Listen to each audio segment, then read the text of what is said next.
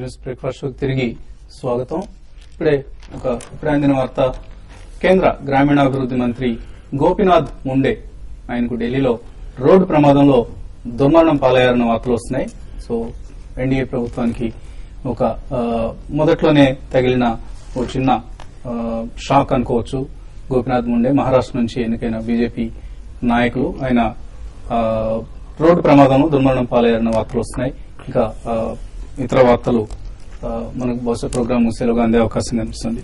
Callers line ఉన్నారు. కడప నుంచి Satish first caller. Hello sir, నమస్కారం సార్. నమస్తే అండి, అడగండి.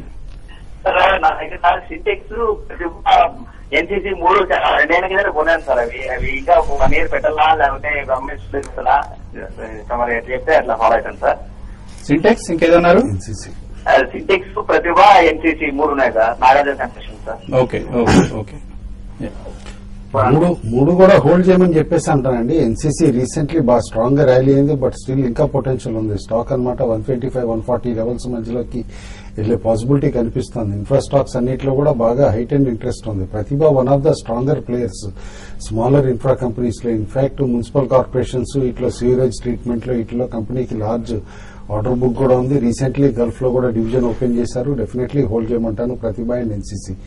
సింటెక్స్ రిజల్ట్స్ కూడా మొన్న Q4 మనం కేర్ఫుల్ గా అబ్జర్వ్ చేస్తే ఫారెక్స్ లాసెస్ బాగా తగ్గిపోయి అండ్ డెఫినెట్లీ స్ట్రాంగ్ ఇంప్రూవ్మెంట్ కనిపించింది అనమాట టాప్ లైన్ లో. బట్ బాటమ్ లైన్ ఇంకా కాస్త ఇంప్రూవ్ కావాలి మార్జిన్స్. బట్ ఆ టర్న్ అరౌండ్ మార్కెట్ పసిగట్టే స్టాక్ ర్యాలీ అవడం కూడా మనం చూసాం. ఈ స్టాక్ కూడా దాదాపు 130-140 లెవెల్స్ కి వెళ్లే పాసిబిలిటీ ఉంది. హోల్డ్ చేయమంటానండి. సో హర్షవర్ధన్ కన్ఫర్మ్ చేస్తున్నారు, Gopinath Munde all India institute of medical sciences లో చికిత్స పొందుతూ రోడ్డు ప్రమాదంలో గాయాల పాలై చికిత్స పొందుతూ మృతి చెందారన్న వార్తను బీజేపీ అధికార ప్రతినిధి హర్షవర్ధన్ కన్ఫర్మ్ చేస్తున్నారు. తర్వాత కాలర్ లైన్ ఉన్నారు, గుంటూరు నుంచి వెంకటేశ్వర్లు. హలో, గుడ్ మార్నింగ్ అండి వసంత్ గారు. మార్నింగ్, చెప్పండి సార్. యూప్లెక్స్, బాలాజీ మైన్స్ ఈ 2 స్టాక్స్ నేను ప్రాఫిట్ లో ఉన్నాను సార్. ఇంకా ఏదైనా పెరిగే అవకాశం ఉందా, లేకపోతే ఈ రోజు ప్రాఫిట్ బుక్ చేసుకోమంటారు? యూఫ్లెక్స్ లో ఈ మధ్య ర్యాలీ స్టార్ట్ అయ్యి 100 తర్వాత కూడా హైట్ అండ్ యాక్షన్ రావడం చూసామండి స్టాక్ లో అనమాట. ఈ మొమెంటం కనుక కంటిన్యూ అయితే ఓవరాల్ గా అనమాట ఈ సెక్టార్ లో వస్తున్న మొమెంటం ని బట్టి స్టాక్ అనమాట 150-160 లెవెల్స్ కి వెళ్లే పాసిబిలిటీ కనిపిస్తుంది. అందుకని హోల్డ్ చేయమని చెప్పేసి చెప్తానండి. అండ్ బాలాజీ ఎంఐస్ కూడా మనం చూసాం లాస్ట్ టైం రిజల్ట్స్ తర్వాత కరెక్ట్ అయ్యి స్టాక్ తిరిగి 40కి వచ్చినా కూడా లాస్ట్ 2 days బాగా స్ట్రాంగ్ యాక్టివిటీ కనిపించింది. ఎందుకంటే ఈ కంపెనీ ఫస్ట్ క్వార్టర్ రిజల్ట్స్ బాగుండొచ్చు, ప్లస్ ఒక ప్రోడక్ట్ లో అనమాట కాస్త యాక్సెప్టెన్స్ వచ్చి సేల్స్ హయ్యర్ వస్తాయి ఈ క్వార్టర్ లో అని చెప్పి రిపోర్ట్ రావడం కూడా చూసాం. దాంతో స్టాక్ నిన్న తిరిగి 50 లెవెల్స్ పైన కూడా క్లోజ్ అవడం చూసాం. దాదాపు 13-14% పెరిగి stock can easily touch 80 rupees అండి. నెక్స్ట్ ఫ్యూ మంత్స్ లో హోల్డ్ చేయమంటాను. తర్వాత కాలర్ బెంగళూరు నుంచి శాంతి. హలో హలో, అడగండి శాంతి. good morning sir. Good morning. Sir, I would like to know the stock advice from you on Asian Paints and Tata Chemicals and ఈ రెండు కూడా కొంచెం advice చేస్తారండి. Current stage లో ఎలా ఉంటుంది ఏంటంటే కొందాం అనుకుంటున్నారా ఇవి? లేదండి, ఆల్రెడీ నేను కొన్నానండి. కరెంట్ రేట్ లోనే ఉన్నాయి అవి. దాన్ని యాక్చువల్ గా నేను టాటా కెమికల్స్ 2000 లాస్ లో ఉన్నాను. ఇది ఏషియన్ పెయింట్స్ 500 లాస్ లో ఉన్నాను. ఓకే, రీసెంట్ గా కొన్నారు ఈ రెండు కూడా.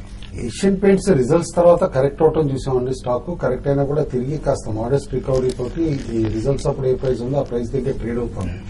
రిజల్ట్స్ అనమాట కొంచెం నిరాశపరిచినాయి. బట్ డెఫినెట్లీ ఇన్ఫ్రా బూమ్ అంటూ వచ్చి హౌసింగ్ బూమ్ అంటూ వస్తే కనుక పెయింట్ ఇండస్ట్రీ కూడా బాగా చేస్తుంది.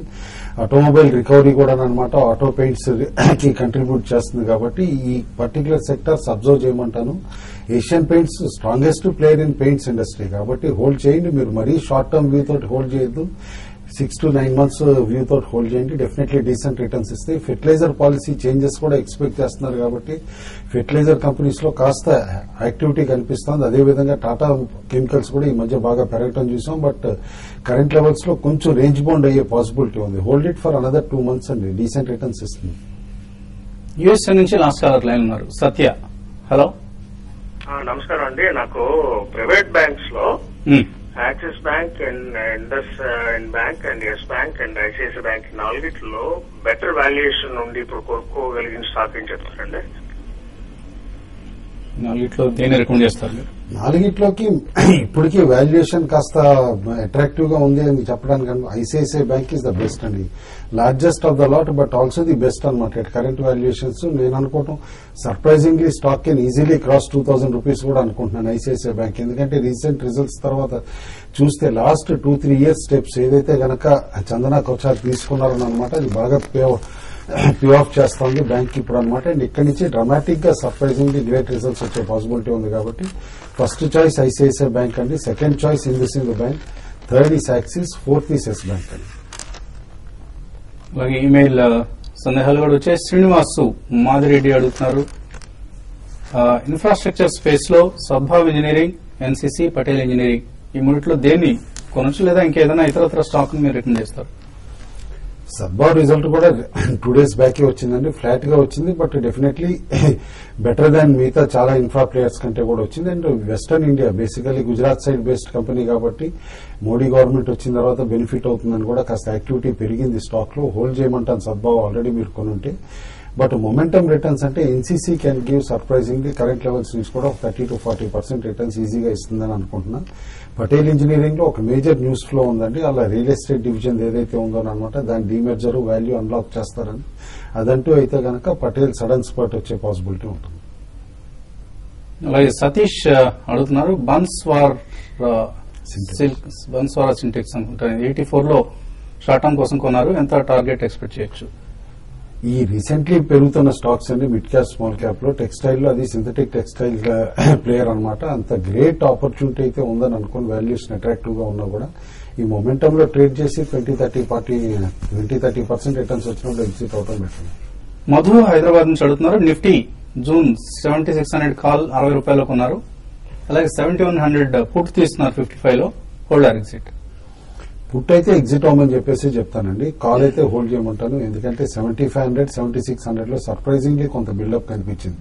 యాక్చువల్లీ సెటిల్మెంట్ లో చూస్తే కనుక లాస్ట్ వీక్ అనమాట రోల్ ఓవర్స్ చాలా తక్కువ ఉన్నాయి అనమాట నిఫ్టీలో అనమాట. బట్ సడన్లీ నిన్నటి ర్యాలీ తోటి మాత్రం కాస్త ఓపెన్ ఇంట్రెస్ట్ బిల్డప్ అవుతుంది, హోల్డ్ చేయండి. మురుగన్ అడుగుతున్నారు, 800 బిఎంఎల్ షేర్స్ తీస్తున్నారు 450 లో, జేకే టైర్ 121 లో తీస్తున్నారు, hold or exit?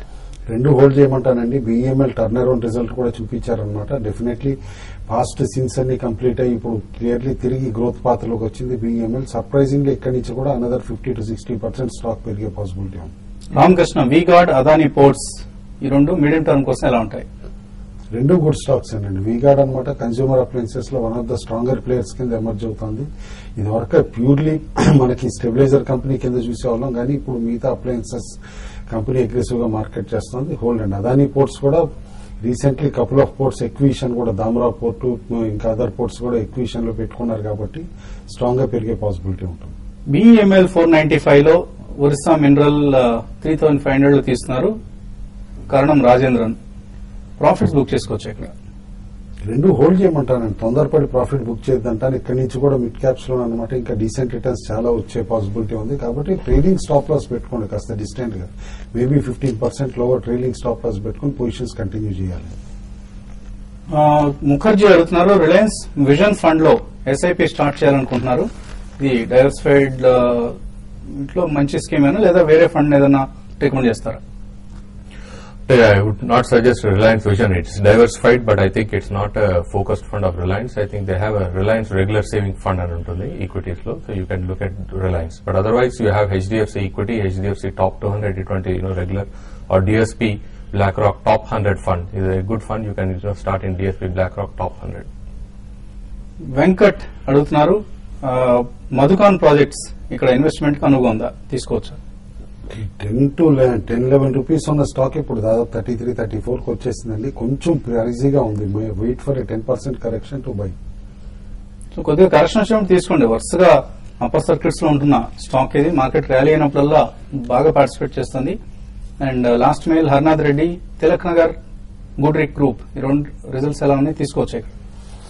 Tilak Nagar అయితే ఫ్లాట్ గానే ఉన్నాయండి రిజల్ట్స్ అనమాట. సర్ప్రైజింగ్లీ కాస్త బెటర్ గా వస్తాయని అనుకుంటే కనుక రాలేదు అంత విధంగా, ఎందుకని స్టాక్ కూడా రేంజ్ బౌండ్ ఉంటుంది. But good potential for liquor companies ఉంది కాబట్టి హోల్డ్ చేయమని చెప్పేసి అంటాను. Goodricke one of the stronger branded players అనమాట in tea industry, and MNC కూడా హోల్డ్ చేయమంటారు. సో ఎస్ఎక్స్ నిఫ్టీ ఇండికేట్ చేస్తుంది 7394 దగ్గర ట్రేడ్ అవుతుంది. సో పాజిటివ్ ఓపెనింగ్ కోసం మార్కెట్ సిద్దమవుతున్నాయి. అండ్ కేంద్ర మంత్రి గోపీనాథ్ ముండే మరణించారు. ఇది వాటి బిజినెస్ బ్రేక్ఫాస్ట్ షో. మరి కొద్దిసేపట్లో 9 గంటల వార్తలు ప్రసారం.